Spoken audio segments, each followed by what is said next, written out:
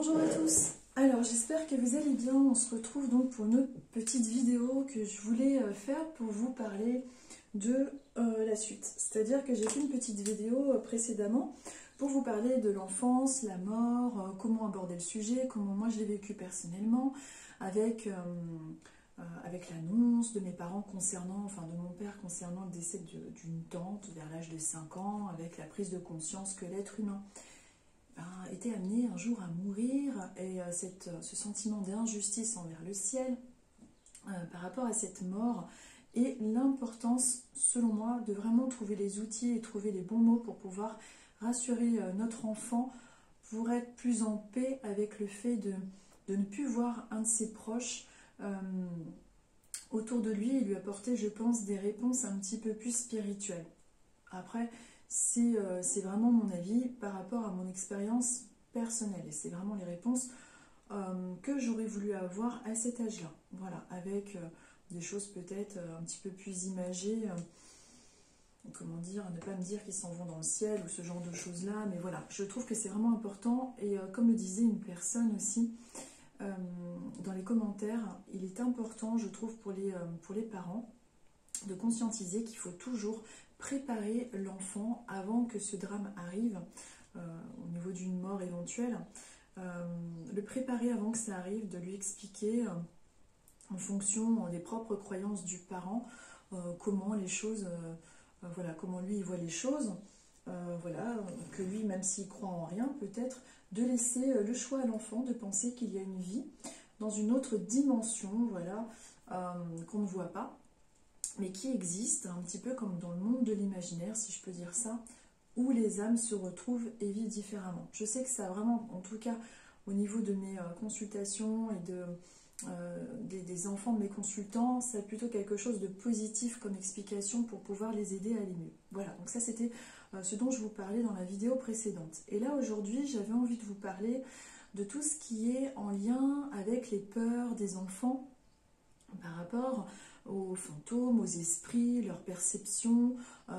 Ça aussi, c'est quelque chose qui est très important comment dire, à conscientiser pour les parents parce que ce sont de véritables peurs que l'on vit.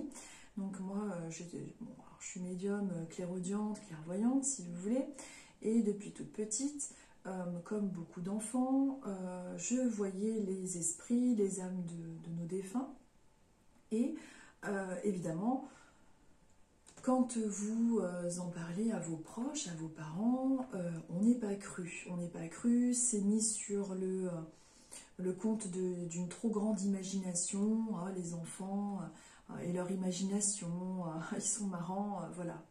Mais on vit réellement alors il peut y avoir des peurs aussi, du noir où on ne voit pas forcément de véritables esprits, mais en général quand même, les enfants perçoivent énormément les choses. Alors excusez-moi, je vais juste déplacer mon encens là qui est en train de brûler qui est en train de brûler à fond là, et je vais foutre le feu si ça continue. Alors je vous disais que je vous raconte, donc moi j'habitais dans une maison et ce que je vais vous raconter va peut-être faire encore une fois écho à votre propre histoire ou alors à l'histoire, à ce que vit votre enfant tout simplement. Alors, j'habitais dans une grande maison avec, voilà, c'était une maison qui était quand même assez chargée au niveau des présences. En tout cas, moi je les percevais, ces présences, bien clairement d'ailleurs.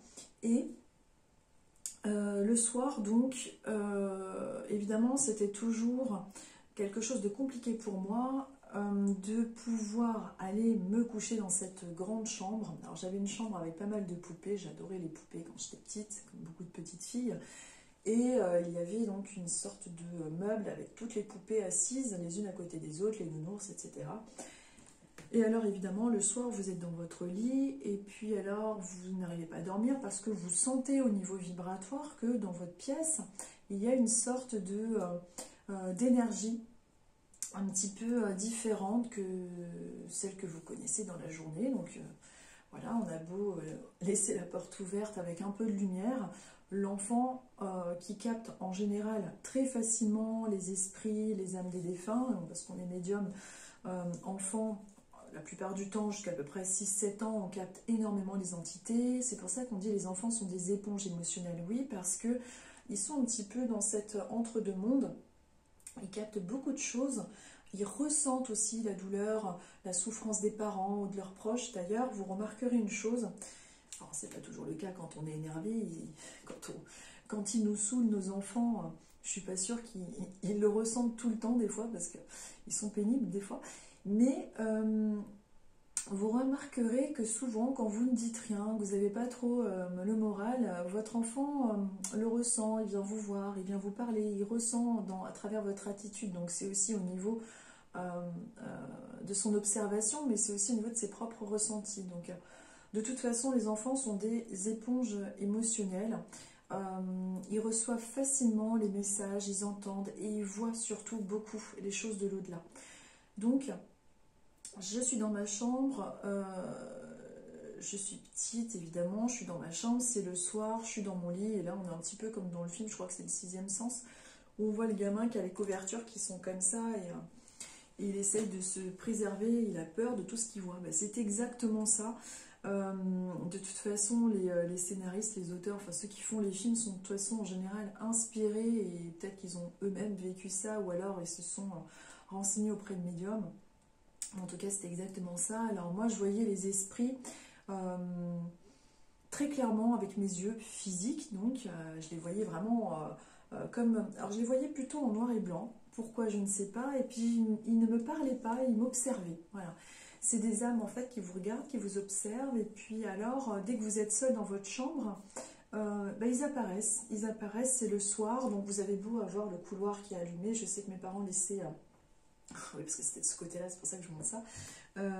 Ils me laissaient la porte ouverte pour pas avoir peur. Mais je voyais ces esprits. Donc, bon, maintenant, ça fait longtemps de tout ça. Mais je me souviens que, voilà... Ça sortait, voilà, ils sortaient de droite, de gauche, puis il y avait des personnes qui passaient, et là vous vous dites, qu'est-ce qui se passe? Qui sont ces gens? Alors c'est un peu flou, mais on les voit quand même très très bien physiquement. On les voit quand même très très bien.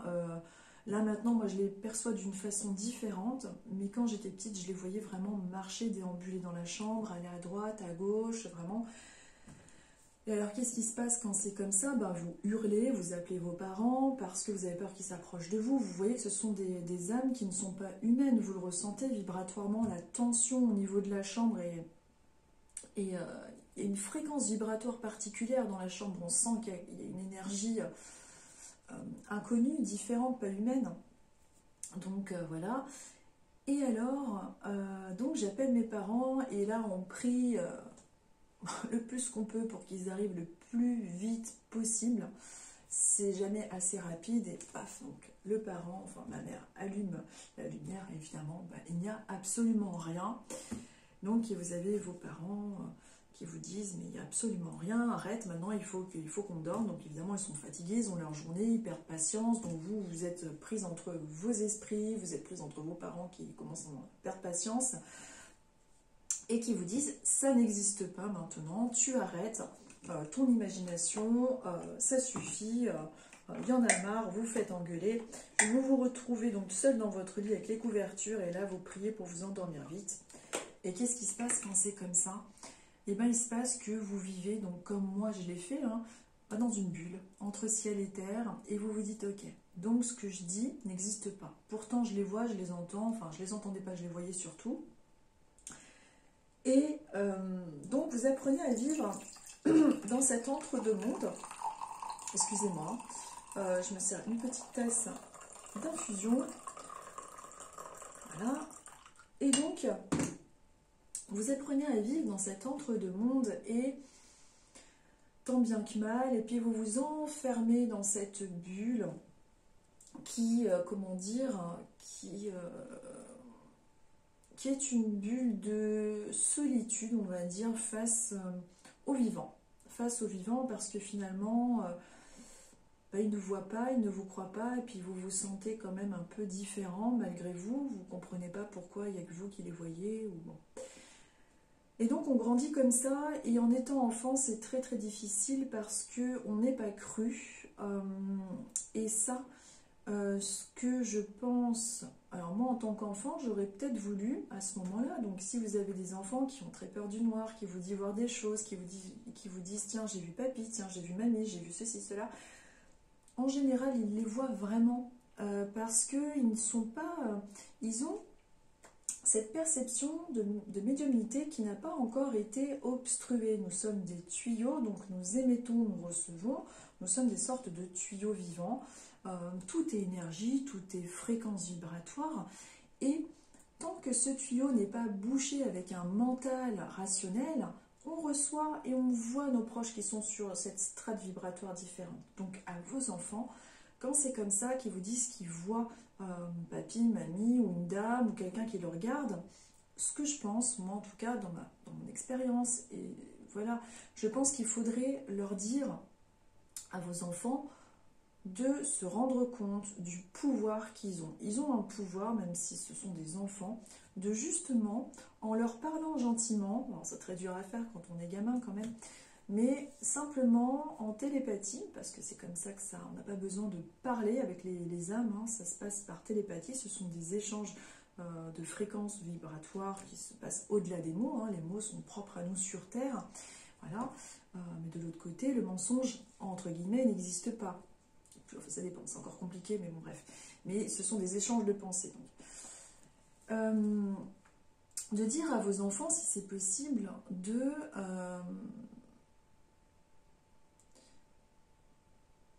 leur parler comme si c'était des vivants, de leur dire, écoute, tu n'as rien à faire là, peut-être que tu te sens bien dans ma maison, je te laisse venir quand tu veux, par contre, ne me fais pas peur, et le soir, s'il te plaît, ne viens pas trop m'effrayer parce que je sais que tu es dans l'autre monde, mais ne me fais pas peur. Voilà, ça me fait un petit peu, voilà, de lui parler comme à une personne vivante, tout simplement, puisque c'est une personne qui est vivante sur une strate vibratoire différente. Et je pense vraiment, de toute façon, dans les dégagements de maison qui sont occupés, la plupart du temps, moi je fais ce genre de choses, je leur parle vraiment avec beaucoup de respect, de bienveillance. C'est avec ça que vous réussissez à les faire partir d'un endroit, mais partir, entre guillemets, parce qu'on ne peut pas... des entités, que ce soit clair, il y en a partout. Les gens qui disent il y a des entités chez moi, il y a des esprits, bah bien sûr, il y en a partout. Ils sont avec nous. À partir du moment où ils ne nous dérangent pas, à partir du moment où ils n'interfèrent pas, qu'ils ne vous prennent pas votre énergie, qui ne prennent pas votre énergie, vous voyez, des entités, il y en a partout, ils sont... ça bip. Qu'est-ce que je veux dire, il faut, comment dire, juste être bienveillant, ne pas être... quand on dit oui, j'ai fait monter une âme, j'ai fait monter des âmes, déjà il faut être sûr de connaître l'identité de l'âme quand on la fait monter, parce qu'on peut dire qu'on fait monter des âmes, mais il faut vérifier quand même si cette âme... il faut l'entendre, il faut lui répondre, donc il faut vraiment avoir la clairaudience, communiquer avec cette âme, la rassurer et l'aider à passer de l'autre côté, tout en sachant que de toute façon, elle reviendra de temps en temps dans le lieu qu'elle affectionnait. Tant qu'il ne nous dérange pas, il n'y a rien de grave. Hein. C'est quand c'est plus négatif que là, vraiment, bon, les choses se compliquent, mais c'est encore un autre sujet.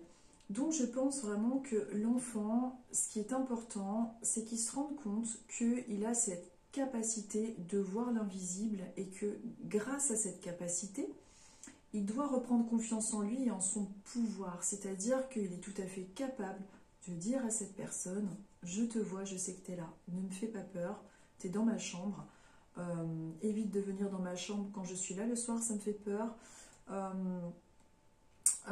ne te veux pas de mal ». Mais il peut aussi avoir des protecteurs, il peut se visualiser un dragon de protection, il peut se visualiser un ange, hein, il peut appeler Michael, qui est l'ange de la protection, celui qui est représenté avec le bouclier. Excusez-moi, je vais juste ouvrir ma pièce parce qu'il y a trop de fumée. Ah. Donc voilà, le dragon de protection ou alors un bouclier, il peut vraiment, si ça peut aider, mettre des outils à travers sa table de chevet. On peut mettre aussi une pierre de protection. C'est très important en fait de mettre un petit objet pour un enfant dans le sens où il va se rendre, il va tellement croire en cet objet que par rapport à cette croyance, à cette foi, on va dire, hein, eh bien, il va s'auto-protéger. Son aura va vraiment s'expanser et ça va lui créer une énergie beaucoup plus de confiance et ces entités seront toujours là, ces âmes seront toujours là, mais lui, il va passer une fréquence vibratoire encore au-dessus et bon, ça va un petit peu le protéger de tout ça aussi parce que c'est vrai que des fois, on peut avoir des personnes plus ou moins sympas quand même. Voilà, hein, j'ai déjà eu des sensations de... J'avais les cheveux longs. J'étais dans un lit superposé aussi. Il y avait un lit superposé dans ma chambre. J'avais des cheveux longs et au milieu de la nuit, donc je m'étais endormie avec ma queue de cheval, donc j'avais des cheveux très longs comme ça. Et alors en plein milieu de la nuit, je me souviens de... Alors ça c'est quelque chose qui a été assez dingue. J'ai été réveillée par un grand à-coup au niveau de mes cheveux. On m'avait tiré mais violemment les cheveux. J'ai hurlé, j'ai appelé mes parents. Et à l'époque, alors c'est vieux quand même tout ça, mais j'ai hurlé, j'ai appelé ma mère qui allumait la lumière, donc j'étais complètement paniquée. J'ai vraiment senti physiquement qu'on m'attaquait. Hein. Là, c'était vraiment pas cool du tout. Et ma mère qui arrive, et donc moi j'ai accusé à l'époque mon frère en disant que c'était lui qui m'avait tiré violemment les cheveux parce que c'était pas possible, c'est des trucs. Donc on est complètement en panique, on se dit mais il va tirer les cheveux. Ma truc, il me dit mais non, il est en bas, il dort. Il est en bas, il dort. Donc là, on se dit, mais bon, bah, on reste de toute façon en plus. Alors, il est en bas, il dort, donc ce qui fait que, bon, bah voilà, vous accusez injustement, vous pensez que c'est ça, donc vos parents pensent que, bref, c'est tout un truc. Et bien, toujours pareil, on reste dans cette bulle, dans cette bulle de solitude, hein, finalement, entre le monde de là-haut, en bas, et on comprend bien comment dire, que c'est assez compliqué lorsqu'on est enfant, d'être compris par rapport à ça. Et voilà, c'est pour ça que j'avais envie de faire cette petite vidéo. Je vois que ça fait déjà 17 minutes.